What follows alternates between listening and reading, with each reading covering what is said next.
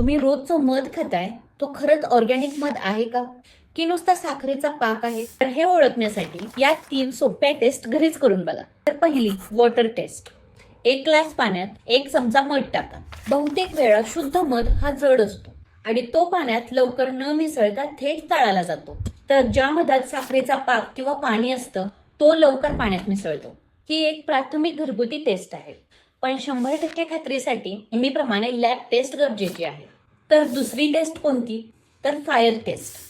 यामध्ये एका काडीला थोडासा मध लावा आणि ती पेटवा. शुद्ध मधात पाणी नसतं, त्यामुळे ती काडी लगेच पेटेल. आणि जर मधात भेसळ किंवा पाणी असेल तर ती काडी पेटणार नाही. पण ही टेस्ट काही पूर्णपणे शास्त्रीय नाही. कधी कधी ती कन्फ्युजिंग परिणाम सुद्धा देते, त्यामुळे त्याला फक्त रफ आयडिया म्हणून बघा.